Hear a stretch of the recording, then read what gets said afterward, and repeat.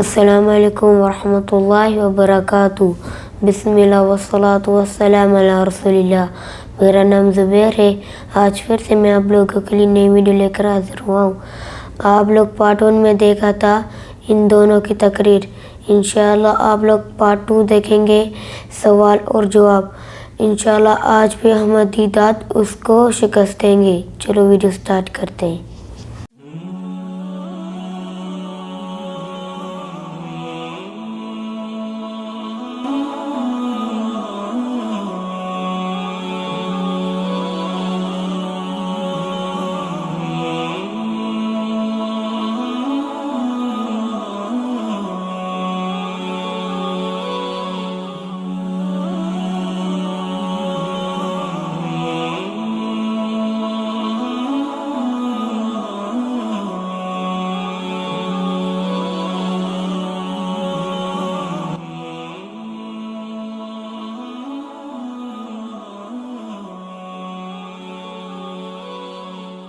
मेरे भाई और बहनों, अब आपके पास मौका है।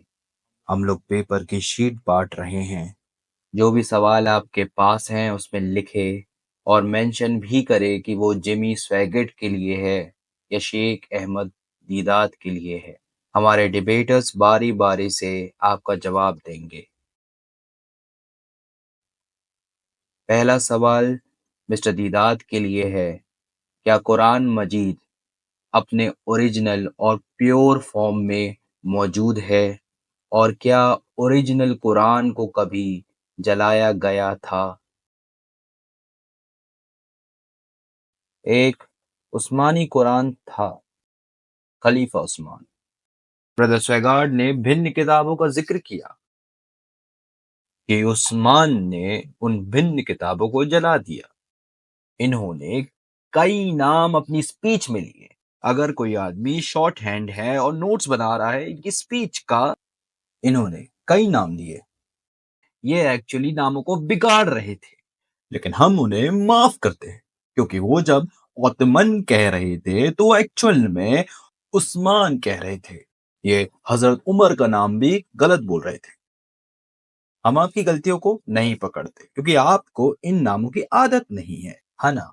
लेकिन जो आदमी नोट कर रहा है वो कभी भी इस चीज को कनेक्ट नहीं कर पाएगा कि आप तीसरे खलीफा हजरत उस्मान की बात कर रहे हैं या दूसरे खलीफा हजरत उमर की। और हफ्सा का नाम बिल्कुल सही बोला। तो इस सूरत पे अगर मैं नोट्स पढ़ रहा होता ब्रदर स्वैगार्ड की स्पीच के पब्लिकेशन के लिए, तो आप चाहते कि मैं इसको ऐसे ही छोड़ दूं? यानी कि इन बिगड़े अल्फाजों को ओतमन नहीं, वो उस्मान है। OTHAMAN नहीं, OSAMAN उस्मान है। क्या मैं ठीक ना करूं? तो हुआ ये है, ओरिजिनल हिब्रू स्क्रिप्चर में और कुरान में बिना वॉवल्स के लिखा जाता है। Hebrew without vowels, Quran without vowels. अगर आप उसी जबान के बोलने वाले हो तो आपको समझ में जाएगा क्या कहा जा रहा है, लेकिन एक बाहर वाला सही से उच्चारण नहीं कर पाएगा बिना वॉवल्स के। जैसे इंग्लिश में बिना वॉवल्स के बोला जाए कि the man is sleeping on the bed. हमने बेड की स्पेलिंग लिखी BD, तब भी आप समझ जाओगे कि वो बेड है, ना कि वो पिट है, ना ही पॉड है, ना ही pad. BD stand for bed.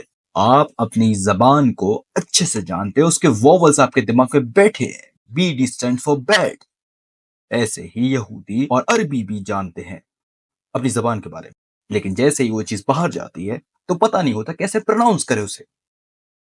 जैसे अल्हम्दुलिल्लाह रब्बिल आलमीन, जिसका मतलब अल्लाह का शुक्र है जो सारे जहां का मालिक है। बिना वॉवल्स के कैसे उच्चारण करोगे आप? अल्हम्दो, इल्हम्दो, अल्हमो कैसे? तो अलग अलग देश जब इस्लाम कबूल करने लगे, कुरान उन्होंने सुना, अपनी जबान में बोलने लगे और वैसा ही लिखने लगे, तोड़ने मड़ोड़ने लगे। जैसे इंग्लिश, जैसे मेरे यहाँ के कुछ लोग डिवोर्स को डाइवोर्स कहते हैं, डिवोर्स को डाइवोर्स, आयन को आयरन। क्या कर सकते हैं इसका? जब मैं एक अंग्रेज की अंग्रेजी बोल रहा हूँ और एक अमेरिकन की अंग्रेजी बोल रहा हूँ, तब दोनों की स्पेलिंग में फर्क है। तो अच्छा है कि अभी प्रोनाउंसिएशन नहीं बदला, लेकिन अगर आपकी भाषा का प्रोनाउंसिएशन बदल गया तो आप बोलोगे गलत बोल रहे हो, इसको सही करो। तो अलग अलग किताबों का अलग अलग प्रोनाउंसिएशन। तो जो वही मोहम्मद के कबीले कुरैश की जबान में उतरी, उस तरीके को, प्रोनाउंसिएशन को, उस उच्चारण को बचाना था। कोई भी दूसरे उच्चारण वाले जिसमें अलग अलग वाउल्स थे उन्हें हटा दिया गया और उस्मानी कुरान को महफूज रखा गया, जो अभी भी आपको मिल जाएगा कॉप्टर की म्यूजियम में, इस्तांबुल, तुर्की में। ब्रदर स्वेगार्ड, इस जिंदगी में बराए मेहरबानी बताइए मुझे, कैसे किताबों में माना जाता है कि 1,44,000 लोग यहूदी जो हैं 12 कबीलों से वो जन्नत में जाएंगे, तो हम जैसे जेंटाइल्स का क्या होगा? क्या ये सवाल है आपका? 1,44,000 लोगों का जिक्र किया गया है बुक ऑफ रेवलेशन में, जैसा भाई ने कहा।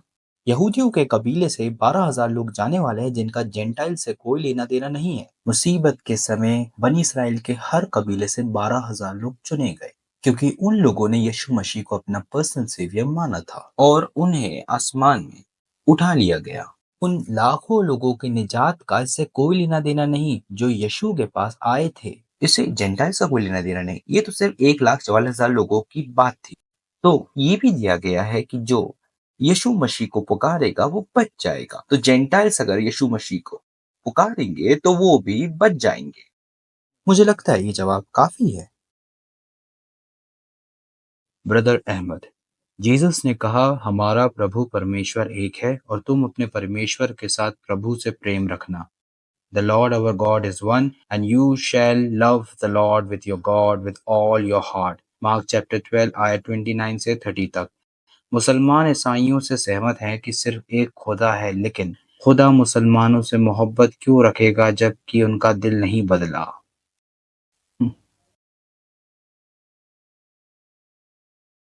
दिल का बदलना, मुसलमानों को देखो, देखो उन्हें। जीसस ने कहा तुम उन्हें उनके फलों से पहचानोगे। क्या लोग कटीली झाड़ियों से अंगूर और ऊंट कटारों से अंजीर तोड़ते हैं? हर एक अच्छा पेड़ अच्छा फल लाता है और एक बुरा पेड़ बुरा फल लाता है। ये रहा इम्तिहान। फल, इस्लाम ने सबसे बड़ी सोसाइटी बनाई है टी टोटलर्स की दुनिया में। 1,000 से भी ज्यादा मुसलमान टी टोटलर्स हैं। वो सारे टी टोटलर्स है, वो शराब नहीं पीते। ये है फल। मेरी खुद की जाति दुनिया के सबसे ज्यादा रेसिस्ट लोग, आप जानते हैं, इंडिया के हिंदूज, जाति प्रथा वाले हिंदूज, जैसे जैसे ब्राह्मण क्लास मेरे देश के, और आप देखते हैं वही देश दुनिया का सबसे रेसिस्ट देश कबूल करने लगता है कालो गोरों को, अमीर गरीबों को भाईचारे में। वो बदला। अब जरा उन दावों को देखो जो ईसाइयत में किए जाते हैं। ईसा मसीह लोगों की जिंदगी बदल रहे हैं। आपका पुराना रूप समाप्त हो जाता है, नया रूप आ जाता है। मैं बोलता हूं मेरे प्यारे भाई बहनों, देखो इस माइटी कंट्री अमेरिका में ब्रदर स्वेगार्ड के मुताबिक 11 मिलियन लोग पियक्कड़ हैं। यही लिखा है इन्होंने। 11 मिलियन शराबी हैं और 44 मिलियन महाशराबी आपके देश में। ब्रदर स्वेगार्ड कहते हैं इनमें कोई अंतर नहीं है, मतलब 55 मिलियन। बोलते हैं ये सब शराबखोर है। मतलब कि ये है कि बस हद से नहीं निकलना। लेकिन इस्लाम में तुम इसके बारे में सोच भी नहीं सकते। कुरान मजीद कहती है, लेकिन उससे पहले रसूल ने कहा कोई भी नशे की चीज कम मात्रा में हो या अधिक हराम है, ज्यादा या कम कोई बहाना नहीं, हराम। कुरान मजीद कहती है या अय्युहल्लज़ीना आमनू, ए ईमान वालो, इन्नमल खम्रु, यकीनन नशे की चीज, वल मैसिरु, और जुआ। ब्रदर स्वेगार्ड अपनी किताब में कहते हैं कि तुम लोग एक साल में 54 बिलियन पैसा उड़ा देते हो जुआ में। वल मैसिरु वल अंसाबु, किस्मत बताना, वल अज़लामु, और बुत परस्त, रिजशुन मिन अमल शैतान, शैतान के हाथों की घिनौनी करतूत है। फजतनिबूहु लअल्लकुम तुफ्लिहून, तो इनसे दूर रहो ताकि तुम कामयाब हो सको। और जो शराब मदीने की गलियों में बहाई गई दोबारा कभी नहीं भरी। ये है फल, ये है सिखाने के बाद का फल। 2000 सालों की प्रीचिंग और ये है हाल तुम्हारा। तुम लोगों के पास ये चमत्कार करने की ताकत है। यीशु जिंदा करते हैं, वो बीमार को ठीक करते, मोहम्मद नहीं कर सकते और ना ही मोहम्मद के नाम पे कर सकते। मैं बोलता हूँ मेरे भाइयों, तुम अपनी किताब पढ़ते क्यों नहीं? ईसा मसीह ने कहा दुनिया में झूठे नबी, रसूल और मसीह उठेंगे जो बड़े बड़े मोजज़ात दिखाएंगे और हुआ तो मुंतखब लोगों को धोखा देंगे। अगर झूठा मसीह कर सकता है, अगर झूठा नबी मोजज़ात कर सकता है, झूठा नबी चमत्कार कर सकता है, मैं पूछता हूँ यह तरीका पता करने का तुम्हारे ईमान का नहीं। और ईसा मसीह इन चमत्कार करने वाले लोगों को बोलेंगे, वो बोलेंगे गॉस्पेल ऑफ मैथ्यू में है, उस दिन, आखिरी दिन, कयामत के दिन, कहते हैं कि बहुत लोग आएंगे मेरे पास उस दिन और कहेंगे मेरे मालिक, मेरे मालिक, क्या हमने आपके नाम पे चमत्कार नहीं किए? क्या हमने आपके नाम पे शैतान को नहीं भगाया? क्या हमने आपके नाम पे महान काम नहीं किए? आपके नाम पे, यीशु के नाम पे, क्या हमने ये नहीं किया? क्या हमने वो नहीं किया? वो बोलेंगे हाँ, और फिर उनसे कहेंगे मैं तुम्हें नहीं जानता, दूर हो जाओ मेरे से, तुम बदकारी करने वालों। किसको बोलेंगे? तुम्हें। वो यहूदियों से नहीं कहेंगे कि हट जाओ, दूर हो जाओ, मैं तुम्हें नहीं जानता। ना ही वो हिंदूज, ना ही एथियस्ट को कहेंगे कि दूर हो जाओ, हट जाओ मेरे पास से। वो तुम्हें कहेंगे। मैं जानना चाहता हूं क्यों? क्यों कहेंगे वो तुम्हें? निकल जाओ, मैं तुम्हें जानता नहीं। मैं कहता हूं ये टेस्ट नहीं है। जॉन द बैप्टिस्ट ईसा अलैहिस्सलाम के मुताबिक एक बड़े नबी, ईसा अलैहिस्सलाम ने कहा जॉन द बैप्टिस्ट जैसा महान इंसान किसी दूसरी औरत ने पैदा नहीं किया, जबकि उन्होंने कोई मौजज़ात तक नहीं किया। बताओ किया है? दिखाओ अगर किया है तो। कौन से चमत्कार किए? मौजज़ात करना असल पहचान नहीं है, लेकिन सबसे बड़ा मौजज़ात तो ये है, बिना किसी मौजज़ात के कौमें बदल देना। कौमें बदल देना। 1000 मिलियन लोग शराब के करीब नहीं जाते मोहम्मद के फरमान की वजह से।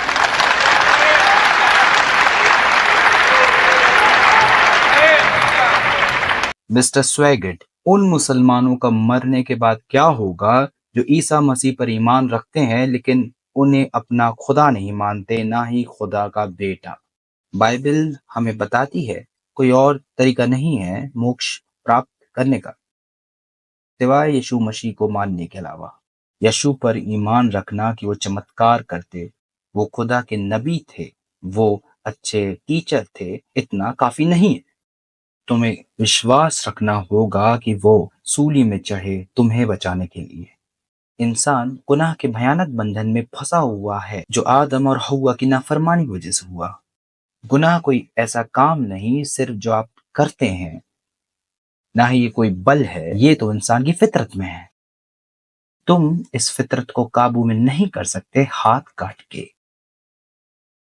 तुम्हें उसके दिल तक पहुंचना पड़ेगा।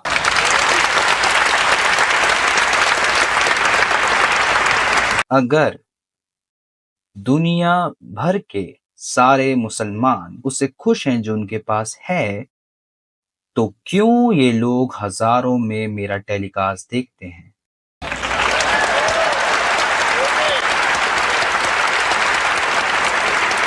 दूसरी बात, सच्चे ईसाई भी शराब नहीं पीते।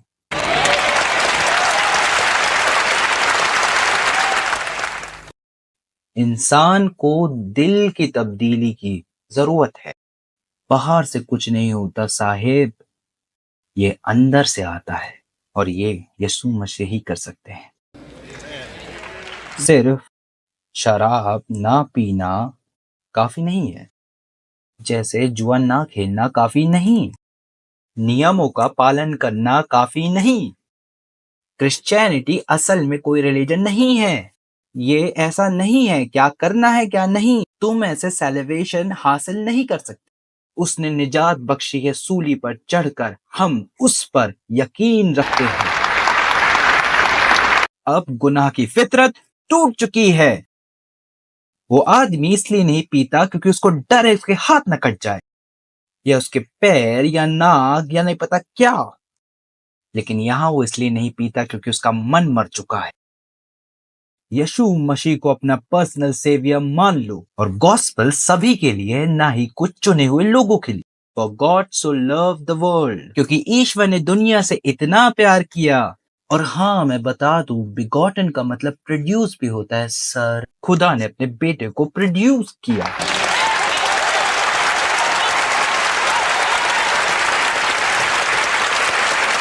ब्रदर अहमद दीदाद, क्या कुरान मजीद बताती है कि मुकद्दस इंजील पूरी इंसानियत के लिए एक गाइडेंस है? नहीं, कुरान मजीद ऐसा कुछ नहीं कहती, ना ही बाइबल कहती है। जब जीसस क्राइस्ट ने अपने सहाबाओं को तबलीग और शिफा के लिए भेजा, तब उन्होंने अपने सहाबाओं को हिदायत दी कि जेंटाइल्स के पास मत जाना और ना ही समारितन के कोई शहर में, बिल्कुल मत जाना, लेकिन सिर्फ भटके हुए यहूदियों के पास जाना। अब बताओ कि अमेरिकन एंग्लो सेक्शन क्या यहूदी या बनी इसराइल हैं? इसके बाद वो आगे कहते हैं कि उनके पास एक ग्रीक औरत आई अपनी बेटी को शिफा दिलाने के लिए, लेकिन उन्होंने अपना मुंह मोड़ लिया। लेकिन वो औरत ईसा की तरफ दोबारा मुड़ती है, उनका रास्ता रोकती है। तब ईसा के सहाबा कहते हैं, इस औरत की मदद करे, ये साबित कदम है। जैसे डूबता आदमी तिनके का सहारा लेता है, इस औरत ने भी लिया। इसकी बेटी को शिफा दो। लेकिन ईसा अलैहिस्सलाम कहते हैं, मैं नहीं आया सिर्फ भटके हुए बनी इसराइल के लिए, यानी यहूदियों के लिए। यशु ने कहा कि बच्चों की रोटी कुत्तों को मत फेंको। कौन है ये कुत्ते? जेंटाइल्स, यानी तुम और मैं। सब लोग जो यहूदी नहीं है वो कुत्ते और सूअर हैं। किसके मुताबिक? यशु मसीह के या तुम्हारी किताब के। यशु मसीह ने कहा, कुत्तों के सामने मुकद्दस चीजों को मत फेंको, सूअर के सामने रोटी को मत फेंको जब तक वो खराब ना हो जाए। कौन है ये कुत्ते और सूअर? हम जेंटाइल्स। बच्चों की रोटी कुत्तों के सामने मत फेंको। वो औरत तड़प रही है, उसके बच्चे की जान दांव पर है। वो कहती है, मेरे मालिक, कुत्तों को भी अपने मालिक की मेज से गिरे हुए टुकड़े खाने मिलते हैं, वो टुकड़ा ही दे दो। ये है बाइबल। लेकिन अनफॉर्चुनेटली बाइबल को यहाँ कोट नहीं किया जा रहा। मैं सुनना चाहता हूं कि ईसा क्या कहते हैं। वो ऐसा कुछ नहीं कहते कि विश्वास करो और तुम बच जाओगे, बल्कि वो ये कहते हैं कि मैं तुम पे सच सच कहता हूं, यदि तुम्हारी धार्मिकता स्क्राइब्स और फरीसियों की धार्मिकता से बढ़कर ना हो तो तुम कभी स्वर्ग प्राप्त नहीं कर सकते। तुम्हें जन्नत नहीं मिलेगी जब तक तुम यहूदियों से अच्छे ना हो। और यहूदियों से तुम कैसे अच्छे होगे जबकि तुम ईश्वर के कानून का पालन ही नहीं कर रहे? अब दो जवाब।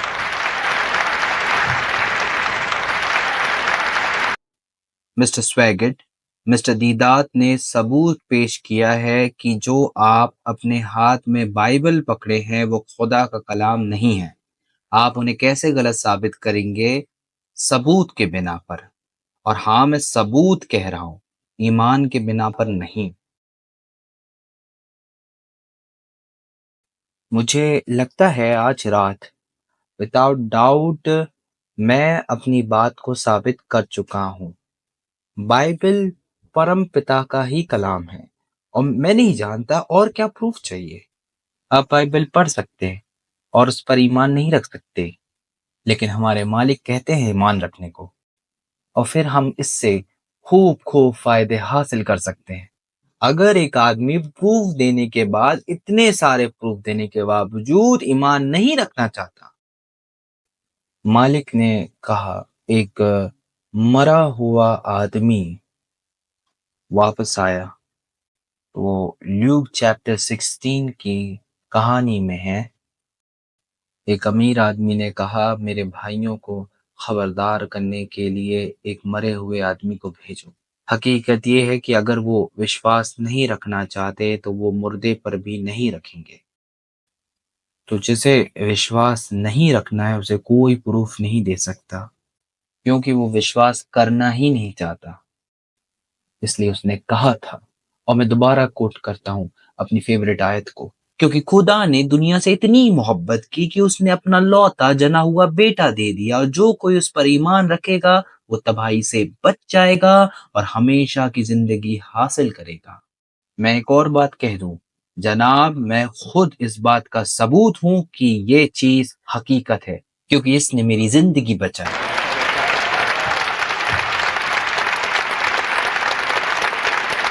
अहमद दीदार, क्या आप कुरान को पढ़ सकते हैं और उसका रेफरेंस दे सकते हैं कि वो कहती है कि इंजील करप्ट हो चुकी है?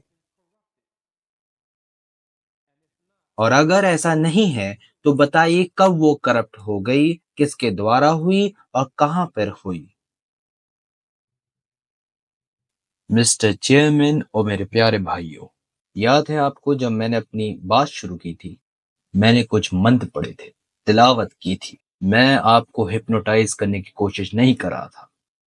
मैं असल में कुरान की आयत पढ़ रहा था जो बता रही थी, आदेश दे रही थी कि जिन किताबों की ये ईसाई बातें कर रहे हैं, यानी बाइबल, उनकी खुद की बनावट है। मैं आपके लिए उसको दोहरा देता हूँ ट्रांसलेशन के साथ। बिस्मिल्लाहिर्रहमानिर्रहीम, खुदा के नाम पर जो सबसे मेहरबान है।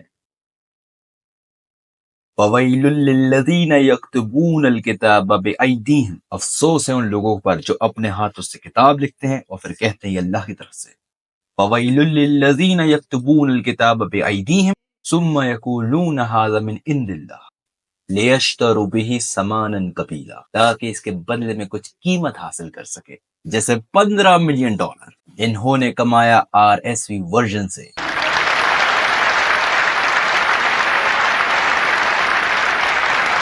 15 मिलियन बहुत छोटा है आखिरत के मुकाबले, बहुत छोटा है तुम्हारे सेलिब्रेशन के लिए, तुम्हारे मोक्ष की प्राप्ति के लिए तो कुछ नहीं है 15 मिलियन। फवैलुल लहुम मिम्मा कतबत अयदीहिम, तो अफसोस है उन पर जो उनके हाथ करते हैं। ववैलुल लहुम मिम्मा यक्सिबून, और अफसोस है वो जो कमाते हैं। दूसरे अल्फाजों में मैं इतने समय से इस कुरान की आयत की तफसीर कर रहा था आपके सामने, बिना डिटेल में जाए हुए, क्योंकि हम जानते हैं कि टाइम कितना कम था। पहले तो हम लोगों ने डिसाइड किया था कि हम एक एक घंटा बात करेंगे और किसी गुप्त वजह से मेरे 40 से 20 मिनट लूट लिए गए। इस वजह से मुझे शॉर्टकट में ही बताना पड़ा, लेकिन कल इंशाल्लाह मैं अपनी अधूरी बातें पूरी करूंगा। तो बात ये है कि ये चीज कुरान की तफसीर थी कि ये जो किताब कहते हैं वो इन्होंने अपने हाथों से लिखी है। इसमें ये कुछ डालते हैं, कुछ बाहर निकालते हैं, डालते हैं, बाहर निकालते हैं। इतना प्रूफ काफी नहीं है? जो किताब तुम अपने हाथ में पकड़े हो खुद प्रूफ है, ये बदल गई है, तुम लोग बदलते आ रहे हो। और वो 24,000 किताबों में से 2 किताबें एक जैसी नहीं है। ये मेरा चैलेंज है, साबित करके दिखा दो उनमें से 2 एक जैसी नहीं।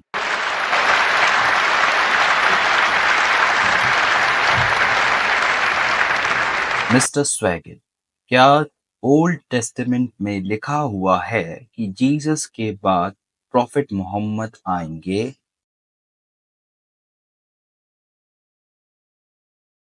कई सारे मजहब बाइबल में कोशिश करते हैं ढूंढने की अपनी आस्था को और अपने मतलब को, और कुरान भी यही करती है कि वो ये बोलने की कोशिश करती है कि मोहम्मद का जिक्र बाइबल में किया गया है, लेकिन मोहम्मद का जिक्र ओल्ड टेस्टामेंट में नहीं है। मैं जानता हूं कि आप डिटरोनॉमी बुक की बात कर रहे हैं, लेकिन वो आयत यीशु मसीह की ही बात कर रही है, बिना किसी डाउट के। मोहम्मद का कोई भी जिक्र नहीं है बुक ऑफ जेनेसिस से रेवलेशन तक।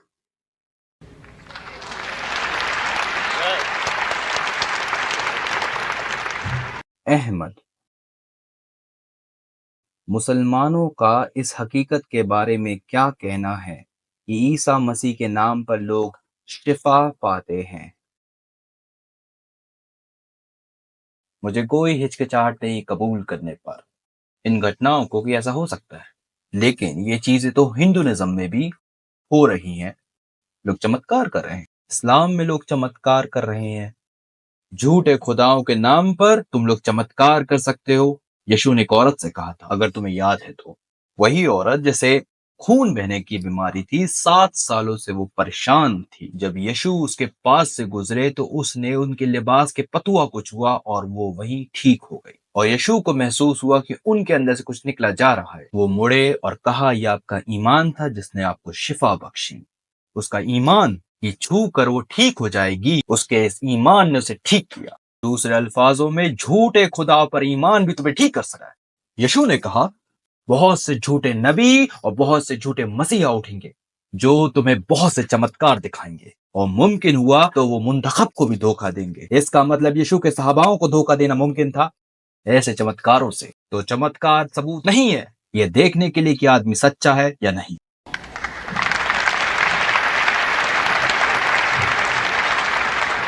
मिस्टर जिमी स्वैगल, ओल्ड टेस्टामेंट में कहीं लिखा गया है कि यीशु ईश्वर के बेटे थे अगर हाँ तो मेरे लिए प्लीज पढ़ दीजिए उसे।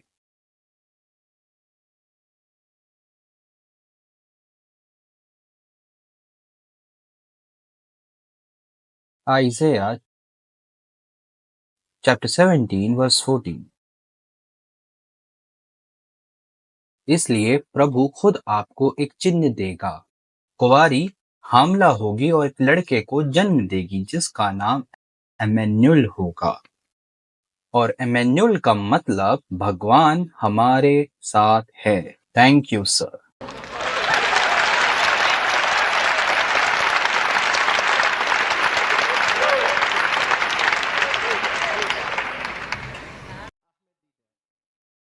अहमद दीदाद, कौन इनकार करेगा कि खुदा ने अपने कलाम को महफूज रखा है जैसे तौरा और इंजील को पुराने समय में, क्योंकि वो हमेशा से हिफाजत कर सकता है।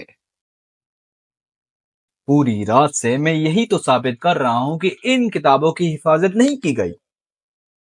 अभी आप सवाल पूछ रहे हैं, इन किताबों की हिफाजत नहीं की गई। अगर की गई होती तो ये पहचान के काबिल होती। मैं पूछता हूं किसकी हिफाजत की गई? जो लिखा है उसकी, जो फसाद में फसाद पैदा कर रही है। जैसी किताबें तुम पढ़ते हो, पोर्नोग्राफी पढ़ो इसको।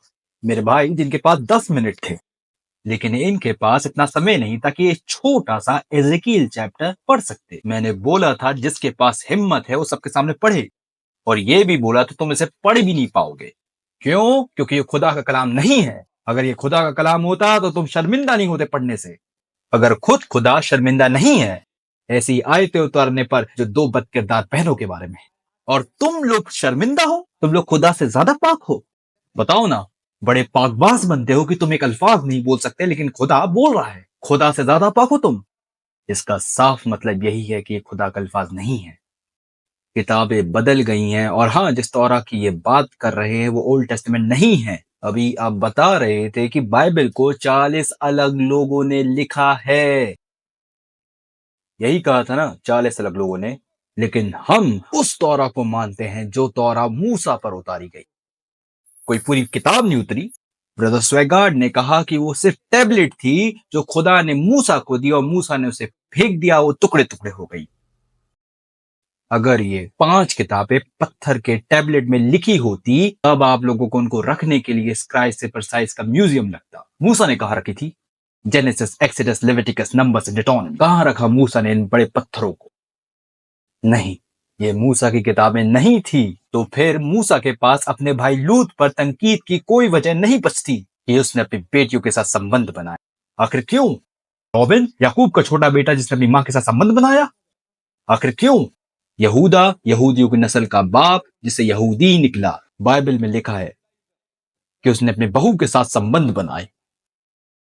हुआ ये था कि यहूदा ने एक औरत को देखा सड़क पे, उस औरत के पास गया और बोला, मुझे अपने करीब आने दो। औरत ने कहा, बदले में क्या दोगे? उसने कहा कि मैं भेड़ का बच्चा दूंगा। उसने कहा, क्या गारंटी है दोगे? उसने कहा, क्या गारंटी चाहिए तुम्हें? तो उसने कहा, तुम्हारा मोहर, तुम्हारी डंडी और तुम्हारी रस्सी। उस बुढ़े ने दिया और उस औरत के साथ रिश्ता बनाया। बाद में पता चला उसकी बहू थी। फिर फारिश और जारा नाम के बच्चे हुए, जिसे तुम लोग यीशु के बाप दादा बताते हो। इस गंदे रिश्ते के बच्चे यीशु के बाप दादा हैं। मैथ्यू चैप्टर 1 वर्स नंबर 1 में लिखा है, ये रहे यीशु के बाप दादाओं के नाम। इब्राहिम के बेटे, इसहाक के बेटे, याकूब के बेटे, याकूब के बाद यूसुफ, और यूसुफ का भाई यहूदा, और यहूदा के बच्चे फारेस और जारा जिनकी मां तमार। यही चीज जेनेसिस चैप्टर नंबर 38 पे है, जहां ससुर अपनी बहू के साथ रिश्ता बनाता है, जिसे 2 बच्चे पैदा होते हैं और बाद में वो यीशु मसीह के बाप दादा बनते हैं। मैं जानना चाहता हूं कि ऐसी चीजें खुदा के कलाम में कैसे आ गई, उस इंसान के खानदान में कैसे आ गई जिसका कोई खानदान ही नहीं।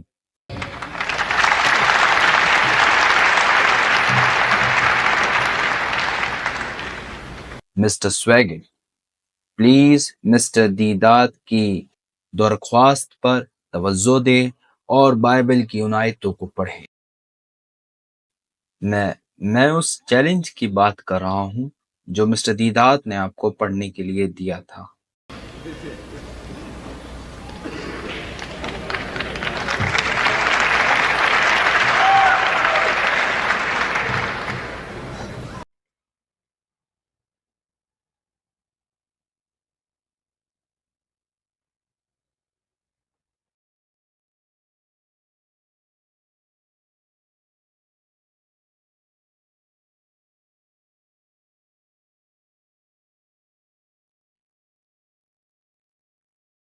मिस्टर दीदात को प्रॉब्लम है उनके भी जवाब देने की जो कभी पूछे नहीं जा रहे हैं।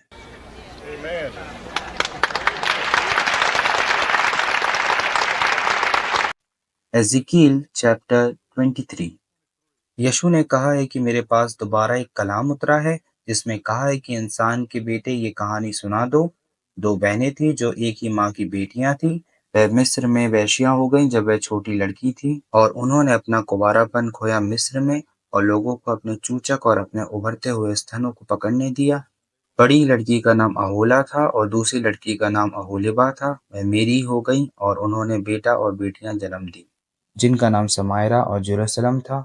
और अहोला मेरे प्रति वफादार नहीं रह गई, वह एक वेश्या की तरह रहने लगी और वह अपने प्रेमियों की चाह रखने लगी। आगे वो असुर के सैनिकों से मोहित हो गई जो उसके पड़ोसी थे। उसने उनको नीली वर्दियों में देखा। वह सभी मनचाहे युवक घुड़सवार थे और वह प्रमुख और अधिकारी थे। उसने उन सब के साथ भी अश्लीलता की जो असुर के चुने हुए पुरुष थे। इसके अलावा उसने मिस्र से अश्लीलता बंद नहीं की। उसकी जवानी में वो उसके साथ सोया था। मिस्र पहला था जिसने उसके उभरते हुए स्तनों को दबाकर नीला किया। मिस्र ने उस पर अपने झूठे प्रेम की वर्षा की। इस पर मैंने उसे उसके प्रेमियों के हाथों सौंप दिया, यानी असुर जिनके साथ वो मोहित थी। लेकिन उसका नंगापन जाहिर हो गया। उन्होंने उसके बच्चों को लिया, उसे मार डाला। उन्होंने उसे दंड दिया, इसलिए उसके बारे में बातें करने लगी। उसकी छोटी बहन अहोलिबा ने इन सभी घटनाओं को घटित होते देखा, किंतु अहोलिबा अपनी बहन से अधिक वेश्यापन में भ्रष्ट थी। वह अश्शूर के प्रमुख अधिकारियों को चाहती थी। वह नीली वर्दी में घोड़े पर सवार उन सैनिकों को चाहती थी। वे सभी आकर्षक थे। तब मैंने देखा कि वह नापाक हो गई क्योंकि उन दोनों ने एक ही रास्ता चुना। अहोलिबा मेरे प्रति धोखेबाज बनी रही और उसने अपनी अश्लीलता और भी बढ़ा दी।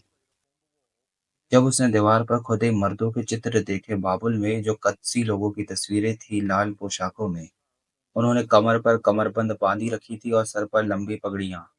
वह सब बाबुल के ही पुरुष ज्ञात होते। एक मिनट रुक जाइएगा, पहले मुझे क्लियर कर दीजिए कितना पढ़ना है मुझे। आयत 19-20। अच्छा 19-20। अहोलिबा बार बार मुझसे धोखेबाजी करती रही और तब उसने अपने उस अश्लीलता को याद किया जो उसने जवानी में मिस्र में किया था। उसने अपने प्रेमी के गधे जैसे लिंग और घोड़े के सीमन जैसे बहना याद किया। और अगर पढ़ना है नहीं काफी है, ठीक है, चले निकाले मेरे $100।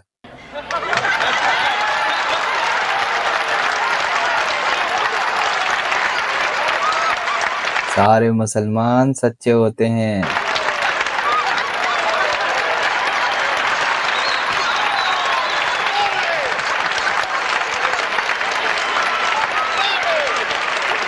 जो भी मेरे पास था सब इनका हो गया।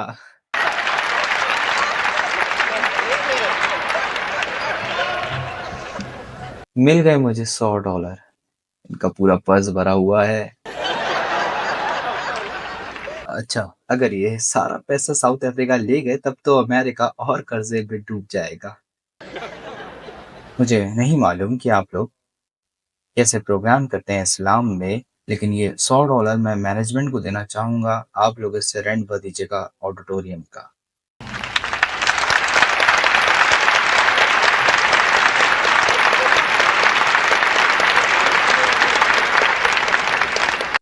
मिस्टर दीदात, आपने एक स्टेटमेंट बोला था कि इस्लाम ये मानता है कि यशु बिना बाप के पैदा हुए और खुदा किसी को जनता नहीं है और ना ही किसी से जना गया है। ल्यूक 1 चैप्टर 34 और 35 वर्सेस यशु की पैदाइश के बारे में बताती है। पवित्र आत्मा तुम पर आएगा और सबसे ऊंचे की शक्ति तुम्हें छाया देगी। इसके बारे में आपका क्या कहना है? जैसा कि मिस्टर स्वेगार्ट ने अपनी बातों में कहा था कि कुरान बाइबल की कॉपी है, वो बाइबल की कहानियों की नकल है। अब जरा मुझे एग्जाम्पल देने दो कि कुरान में क्या बताया है और बाइबल में क्या बताया है यशु मसीह की पैदाइश के बारे में। इजाजत है तो बिस्मिल्लाहिर्रहमानिर्रहीम, खुदा के नाम पे जो सबसे मेहरबान है। व इज़ क़ालतिल मलाइकतु या मरियम, और फरिश्तों ने मरियम से कहा, इन्नल्लाह अस्तफाकी व तहरकी वस्तफाकी अला निसा अलमीन। ओ मरियम, तुम्हें खुदा ने बरगुजीदा किया और गुनाहों से पाक साफ रखा और सारे जहां की औरतों में से तुमको मुंतखब किया। ये इज्जत और मकाम है मरियम का कुरान में ईसा की माँ। कि वो सारी कौमों की औरतों में से सबसे ऊपर चुनी गई। या मरियमु कनुति लिरब्बिकी यसजुदी वर करीमा अराकी, ऐ मरियम अपने परवरदिगार की फरमाबरदारी करो और सजदा करो और रुकू करने वालों के साथ रुकू करो। ज़ालिका मिन अंबाइल गैबी नूहीही अलैका, ऐ रसूल और मोहम्मद, ये खबरें गैब की खबरों में से हैं जो हम तुम्हें वही के जरिए भेजते हैं। तुम तो उस वक्त मौजूद ना थे जब वो कुरान देजी कर रहे थे कलम फेंकर कि कौन मरियम की कफालत करेगा, और न ही तुम उस वक्त मौजूद थे जब वो आपस में झगड़ रहे थे। मैं पूरा किस्सा नहीं पढ़ूंगा, लेकिन इंशाअल्लाह अगर कल मौका मिलेगा तो। और आगे की आयतें कहती हैं, इज़ क़ालतिल मलाइकतु या मरियम, जब फरिश्ते ने कहा ए मरियम, इन्नल्लाह युबश्शिरुकी बिकलिमतिम मिन्हु, कि खुदा तुमको सिर्फ अपने हुक्म से एक लड़की की बशारत देता है। इस्मुहुल मसीह, उसका नाम मसीह होगा, इंग्लिश में क्राइस्ट। ईसा इब्न मरियमा, ईसा मरियम का बेटा। वजीहा फिद दुनिया वल आखिरा, जो दुनिया और आखिरत में बाइज्जत होगा। व मिनल मुकर्रबीन, और खुदा के मुकर्रब बंदों में से होगा। लेकिन ईसाई कहता है कि वो खुदा के दाएं हाथ में बैठेंगे। हम कहते हैं बैठेंगे, लेकिन जोग्राफिक और जिस्मानी तौर पे नहीं, बल्कि वो रूहानी तौर पर वो खुदा के करीब होंगे। वो युकल्लिमुन नासा, लोगों से बातें करेगा। फिल महदी व कहलन, बचपन में और बड़ी उम्र में। व मिनस सालिहीन, वो नेकोकारों में से होगा। जब ये खबर मरियम को दी गई कि उनको एक मुकद्दस बेटा होगा, कालती रब्बी अन्ना यकूलूनी वलदुम वलम यमशशनी बशर, उन्होंने कहा कि परवरदिगार मुझे लड़का क्यों कर होगा जबकि किसी मर्द ने मुझे छुआ तक नहीं। फरिश्ते ने जवाब दिया, काला कज़ालिकिल्लाहु यख्लुकु मा यशाउ, इसी तरह खुदा जो चाहे करता है। इज़ा कदा अमरम, जब वो कुछ करना ठान लेता है, फ़इन्नमा यक़ूलु लहु कुन फ़यकून, वो जब कुछ ठानता है तो कहता है हो जा, वो हो जाता है। मुसलमानों का ये ईमान है यीशु मसीह की पैदाइश पर। खुदा को यीशु को बिना बाप के बनाना है तो वो ऐसे बनाएगा। हजारों ईसा को बनाना है बिना बाप के तो वो सिर्फ यूं करके बनाएगा। और वहीं इसके मुकाबले बाइबल का वर्जन, और ये सुझाव मैं रेवरेंड डंकस को भी दे रहा था, जो हेड है बाइबल सोसाइटी के जोहानिसबर्ग में। मैं वहां इंडोनेशियन बाइबल खरीदने गया था जोहानिसबर्ग में। उन्होंने मुझे चाय पर बुलाया, मेरी टोपी और दाढ़ी देखकर और मेरी बाइबल में दिलचस्पी देखकर, और मैंने उन्हें यही एक्सप्लेन किया, जो कि उनके लिए कुछ नई चीज थी, कुछ हैरत अंगेज चीज थी कि मैं अपनी किताब से बोल रहा हूँ। वो बोले कि मुझे बाइबल और ये बिल्कुल एक जैसी लगती है। मैंने बोला हाँ, लेकिन ऊपरी तौर पर, ऊपर ऊपर दोनों एक जैसा बोलने की कोशिश कर रहे हैं कि ईसा मसीह बनाए गए एक चमत्कार से। लेकिन जब हम दोनों का कंपेयर गौर से करते हैं तब हमें पता चलता है कुरान और बाइबल में दूध और पानी का अंतर है। मुझे नहीं मालूम कि अमेरिकन दूध और पानी के मुहावरे को जानते हैं कि नहीं, लेकिन मैं बता दूं कि दूध और पानी दोनों अलग चीज हैं। इसी तरीके से कुरान और बाइबल अलग है, पूरे अलग। कुरान कहता है अगर खुदा कुछ चाहता है तो वो हो जाता है। सेम क्वेश्चन बाइबल कहती है कि मरियम बोलती है कि मैं किसी मर्द को अगर मैं जानती नहीं हूँ या छुआ नहीं है, यानी सेक्सुअली, बाइबल कहती है कि पवित्र आत्मा उस पर उतरेगी और ईश्वर की ताकत उस पर छाया करेगी। ये चीज एथियस्ट और एग्नोस्टिक को बोलने का मौका देगी कि बताओ पवित्र आत्मा कैसे उतरी, कैसे मरियम पर छाया की, जैसे आदमी वाइफ के साथ करता है, कैसे? नहीं, ऐसा नहीं हम जानते हैं। लेकिन दोनों किताबों की भाषाओं को देखो। कुरान की भाषा जो खुदा चाहे वो हो जाता है, बाइबल की भाषा जमीनी है। इन दोनों में से मैं रेवरेंड डंकस से पूछ रहा था कि कौन सा वाला आप अपनी बेटी को दिखाना पसंद करेंगे सर, कुरान वाली वर्जन को या फिर बाइबल वाली वर्जन को? और यकीन करो कि उनका सर शर्म से झुक गया और उन्होंने कहा मैं अपनी बेटी को कुरान वाला दिखाऊंगा।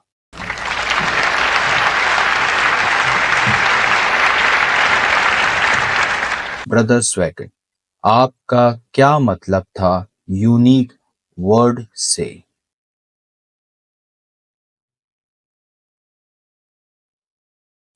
इसका जवाब देने के बाद मेरा सुझाव है क्यों ना इसे अपना आखिरी सवाल बना लिया जाए। वैसे भी हमें 2.5 घंटे से ज्यादा हो गए हैं सर, 15 मिनट है अभी। अच्छा चलिए ठीक है, ओके। ये हर घंटे की फीस उन्हें दे रहे हैं लेकिन मुझे नहीं। लेकिन हाँ, मुझे $100 मिले।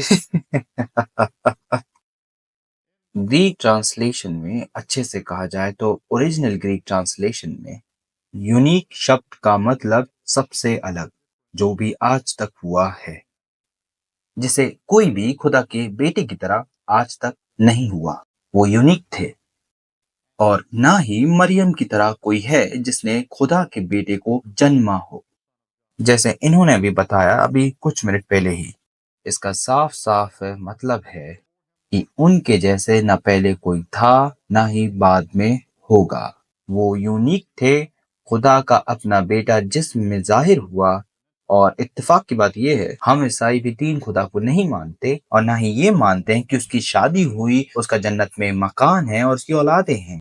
ना ही हम ये बकवास को मानते हैं और ना ही सिखाते हैं। हम तो ये मानते हैं कि प्यार की वजह से ईश्वर इस जमीन पर, इस पृथ्वी पर उतरा और यहाँ वो हम लोगों के साथ रहा, उनके साथ चला, बातें की, वक्त बिताया, लेकिन इंसानी शक्ल में, और इस शक्ल में ही सलीब में जान दे दी और इंसानों के गुनाहों के लिए वो कुर्बान हो गया। इंसान खुद को बचाने के लिए बेबस है, तो उसने ये किया और उसने लोगों से कहा, तुम इस शरीर को मार दो, लेकिन मैं 3 दिन के बाद दोबारा उठ जाऊंगा। वो इस चीज पर फिर यूनिक थे। वो यूनिक थे अपने भविष्यवाणियों में, वो यूनिक थे अपनी पैदाइश पे, वो यूनिक थे अपनी जिंदगी में, वो यूनिक थे अपने चमत्कारों में, वो यूनिक थे अपने मिशन में, वो यूनिक थे अपनी मौत पे, वो यूनिक थे अपने रिजरेक्शन में, वो यूनिक थे अपने असेंशन में, और वो यूनिक होंगे जब वो वापस इस दुनिया में आएंगे।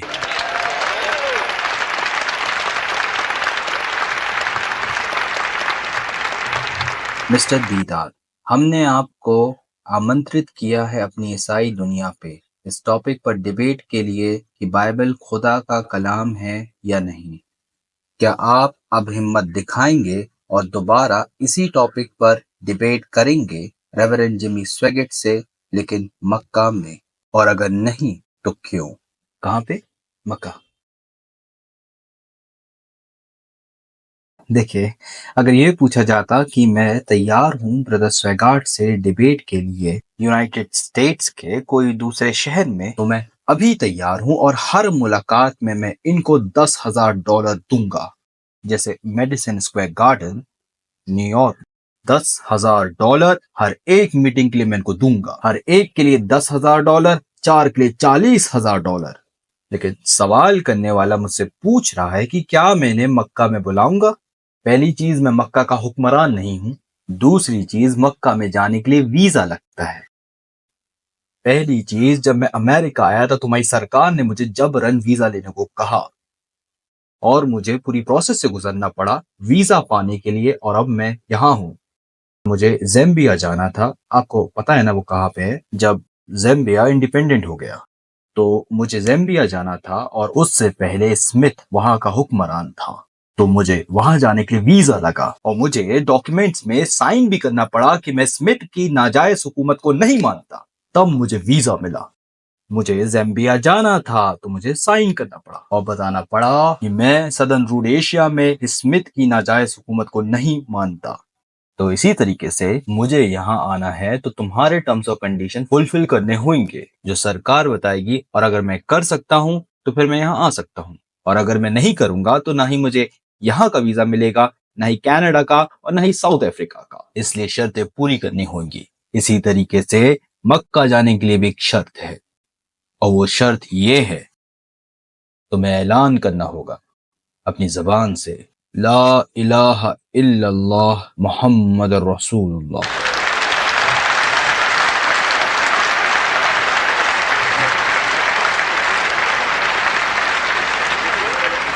इसका मतलब, इसका मीनिंग कि मैं ईमान रखता हूं कि खुदा एक है, फादर सन होली गोस्ट नहीं, न ही यशु को खुदा मानकर, बल्कि ये मानकर कि खुदा एक है, अल्लाह जो कि उसका नाम है, और मोहम्मद खुदा के आखिरी बंदे और रसूल हैं। बस इतना मान लो। आओ, तुम्हारा स्वागत है मक्का में। मिस्टर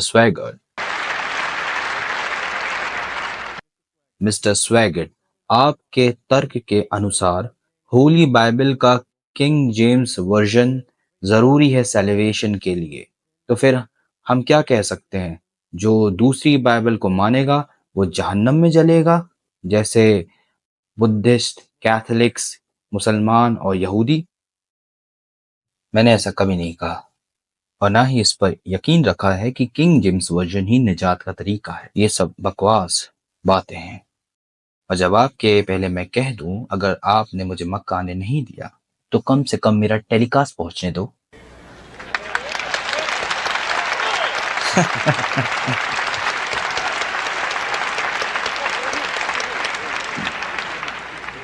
मिस्टर दीदात ने बाइबल का डूए वर्जन मेंशन किया था। सर, हम बाइबल के डूए वर्जन पर ईमान रखते हैं। वैसे ट्रांसलेशन बोलना सही रहेगा। हम उन किताबों पर ईमान नहीं रखते जो आपने बताई थी, लेकिन हम डूए ट्रांसलेशन पर ईमान रखते हैं। हम मानते हैं अच्छा ट्रांसलेशन है वो। किसी को भी निजात पाने के लिए बाइबल के सिर्फ एक ट्रांसलेशन को मानना जरूरी नहीं है। तुम्हें जरूरी है कि सबसे पहले तुम परमेश्वर का कलाम मानो अगर बचना है तो। और परमेश्वर का कलाम कहता है कि आसमान में उसके नाम के अलावा कुछ भी नहीं है। ईश्वर का कलाम ये भी कहता है कि हम निजात पा सकेंगे सिर्फ अपने ईमान से, ना कि अपने कामों की वजह से। हम ईमान रखते हैं अपने मालिक यीशु मसीह पर। मुझे कोई मतलब भी नहीं वो अल्फाज कहाँ है, खुदा के अल्फाज। क्या आपके पास कुरान है सर? वहां पे मुझे मिल सकती है? उम्मीद है लेके आए हैं ये।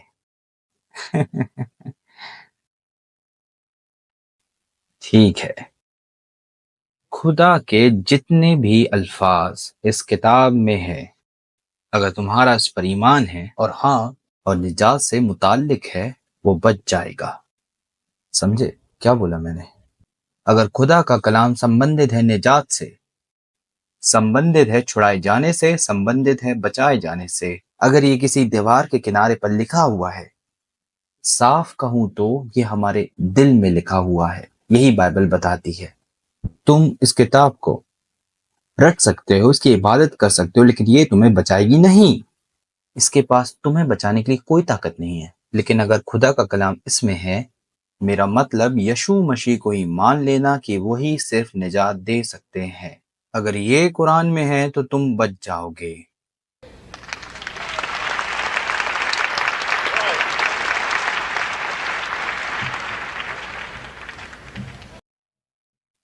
मिस्टर दीदात, मुसलमान कुरान के मुख्तलिफ वर्जन का हिसाब कैसे रखते हैं? क्या ये सभी वर्जन को झूठा साबित करता है, जैसा आपने बाइबल के बारे में कहा था? मैं फिर रिपीट करता हूं, कुरान के अलग वर्जन जैसा कुछ नहीं। मैंने कहा था ट्रांसलेशंस, तुम्हारी किताब के वर्जन से। ब्रदर स्वेगार्ड ने अपने पिछले जवाब में कहा था कि इसमें 7 स्पूरियस बुक्स हैं। डूए वर्जन में स्पूरियस का मतलब इनकार कर दिया, तो इसे बोलते हैं वर्जन। इसमें 7 किताबें जो ये नहीं मानते कि ये खुदा का कलाम है। लेकिन वहीं दुनिया की हर एक ट्रांसलेटेड कुरान खुदा के कलाम से है। हम शब्दों का चुनाव करते हैं, हमारे पास वर्जन्स नहीं है। ये वर्जन है और ये वर्जन है। इस वाली में से ना जाने क्या निकाल दिया जो इसमें है, इसे कहते हैं वर्जन्स। मेरी हिंदी समझ में आ रही है ना? मुझे समझ में नहीं आ रहा कि और मैं कितना साफ साफ बोलूं। ये अलग अलग किताबें हैं। इसकी 7 किताबें इसमें नहीं है, और जो इसमें है वो इस वाली में नहीं है, और जो इसमें है उसमें से निकाल दिया गया है। इसे कहते हैं वर्जन्स। अब आपको समझ में आ गया हो। रेवरेंड जिमी स्वेगेट, ट्रिनिटी क्या है?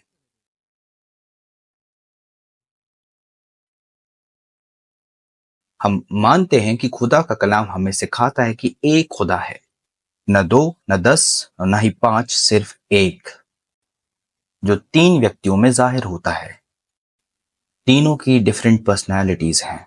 हम मानते हैं एक परमेश्वर है, हम मानते हैं खुदाई बेटे पर, और हम मानते हैं पवित्र आत्मा पर जो मरियम पर उतरा था। मिस्टर दीदात ने इस बारे में कहा था वो भी खुदा है।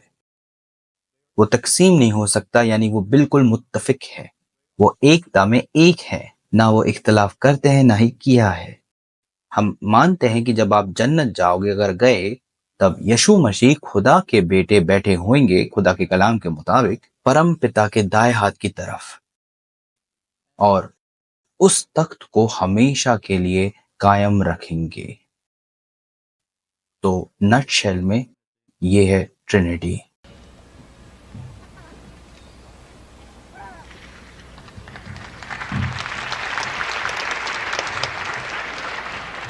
हमारे पास अब सिर्फ 2 सवालों का समय बचा है।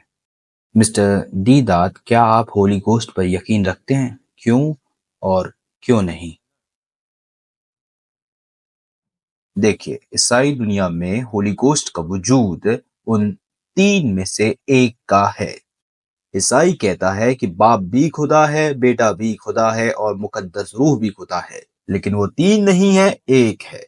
ये अपने कैटेकिज्म में आगे लिखते हैं, बाप परमेश्वर है, बेटा परमेश्वर है और मुकद्दस रूह परमेश्वर है, लेकिन 3 परमेश्वर नहीं, सिर्फ एक है। कैटेकिज्म में आगे लिखते हैं, बाप व्यक्ति है, बेटा व्यक्ति है और मुकद्दस रूह व्यक्ति है। ये अपनी किताब में यही बोलते हैं, व्यक्ति व्यक्ति व्यक्ति, लेकिन 3 व्यक्ति नहीं, सिर्फ एक।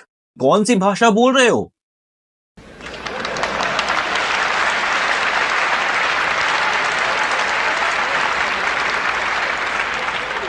मैं पूछ रहा हूं, ये कौन सी इंग्लिश है?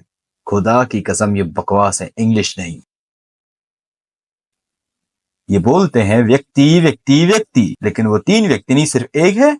ब्रदर स्वेगार्ड, मान लेते हैं आपके पास 2 भाई हैं और आप तीनों हमशक्ल हैं, और कोई भी आप तीनों पर फर्क नहीं बता सकता। आप लोग एक दूसरे से इतना मिलते हैं, अगर किसी ने खून कर दिया तो क्या दूसरे को लटका दोगे? आप कहोगे नहीं।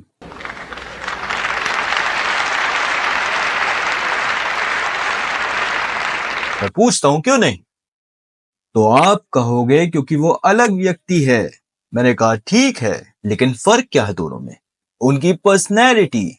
तो फादर, इस दिमाग का तो पता ही है, इमेजिनेशन। जब तुम फादर बोलते हो तो दिमाग में तस्वीरें आने लगती हैं। जब आप बोलते हो फादर के नाम पर, तब तस्वीरें बनने लगती हैं। बूढ़ा बाप सेंटा क्लॉज जैसा, जो बहुत बहुत बड़ा है, लेकिन एक इंसान की तरह बैठा हुआ है प्लेनेट पर, जिसके पांव धरती पर लटक रहे हैं, जिसके ऊपर जन्नत की छतरी है, प्यारा परम पिता। और जब बोलते हो बेटा खुदा है, तब क्या तुम जीते हुए बैल के बारे में सोचते हो? नहीं, सुंदर जवान आदमी आता है, सुनहरे बालों वाला, नीली आंखों वाला, जैसे किंग ऑफ किंग मूवी में था, जीसस ऑफ नाज़रेथ। उस मूवी में जेफरी हंट, जिसमें वो रोल कर रहा था जीसस का, खूबसूरत आदमी, सुनहरे बाल, नीली आंखें, साथ में खूबसूरत दाढ़ी, ना कि टेढ़ी मेढ़ी नाक वाला। यही तस्वीर जब सोचते हो तुम्हारे दिमाग में आती है, या मन में शेक्सपियर का किरदार आता है, शाइलॉक शाइलॉक? नहीं, मन में तो अंग्रेज आता है, या जर्मन या यूरोपियन, सीधी नाक वाला, द सन। और जब पवित्र आत्मा बोलते हो तो कबूतर जैसा आता है। जब यीशु को जॉन द बैप्टिस्ट बैप्टाइज कर रहे थे, या तो आग के लट्टों में आती चीज को समझते हो। पिक्चर साफ नहीं है, लेकिन पिक्चर है। तुम्हारे दिमाग में 3 अलग अलग तस्वीरें हैं, और जितना भी कोशिश कर लो, इन 3 तस्वीरों को एक नहीं बना सकते, चाहे जितना दिमाग तोड़ा लो। लेकिन जब पूछा जाता है तो बोलते हो हम तो एक ही देखते हैं। झूठ है ये, आप लोग झूठ बोल रहे हो।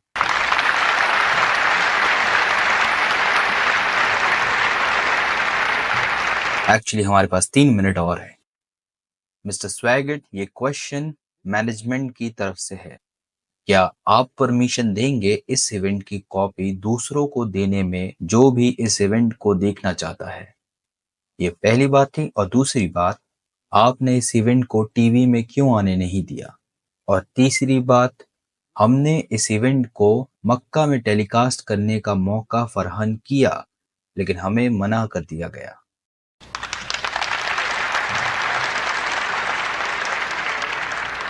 शर्म आनी चाहिए आपको, आपने मुझे मिसकोट किया। मैंने ऐसा नहीं कहा कि खुदा एक व्यक्ति है, या बेटा एक व्यक्ति है, या पवित्र आत्मा एक व्यक्ति है, और ये सब मिलकर एक व्यक्ति हैं। मैंने ऐसा नहीं कहा। मैंने कहा कि खुदा एक है, एक व्यक्ति नहीं है। और मुझे तो लगता है ये टीवी में जा रहा है। यहाँ पे 1 2 3 4 5 कैमरे हैं। आप बोल रहे हैं टीवी में नहीं जा रहा? ये तो रिकॉर्ड हो रहा है। बोलिए। मैं थोड़ा कंफ्यूज हूं, मैं समझ नहीं पा रहा। क्या आप परमिशन देंगे इस इवेंट की कॉपी लोगों को देने में? हाँ बिल्कुल, लेकिन इस शर्त पर कि आप लोग वीडियो को कट ना करें, ठीक है?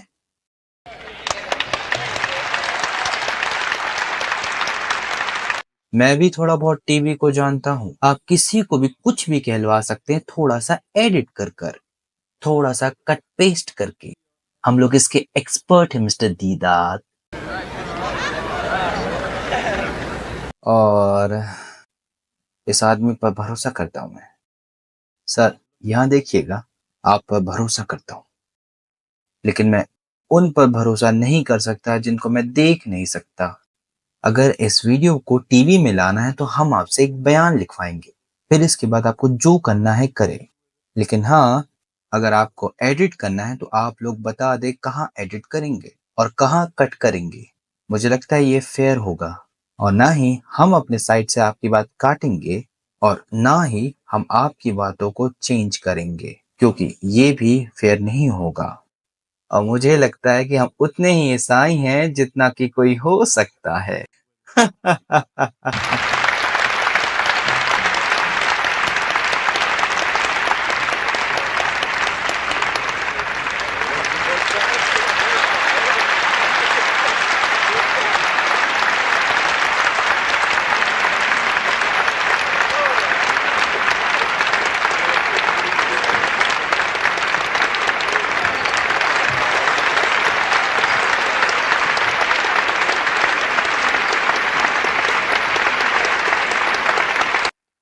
Thank you very much, thank you very much. और सुने, क्यों ना एक दूसरे के नंबर ले ले जाने से पहले अल्लाह सुब्हान व तआला से दुआ है कि वो हमें बरकत दे और इस सब से हमें कुछ मिले, और ये डायलॉग हमें कहीं ना कहीं एक दूसरे के करीब लाया है। Thank you very much, good night. माशाल्लाह माशाल्लाह, किसी मुसलमान को भी इस हीरो के बारे में नहीं पता था। अगर हमें डॉक्टर जाकिर नाइक साहब नहीं बताते, हमें पता ही नहीं चलता। आप लोग इस वीडियो को इतना शेयर करें, हर मुसलमान को इस हीरो के बारे में पता चल जाए। आप लोगों को इस वीडियो में सीखने के लिए क्या मिला? इस वीडियो को लाइक करें, शेयर करें और उस चैनल को सब्सक्राइब करें। अस्सलाम वालेकुम।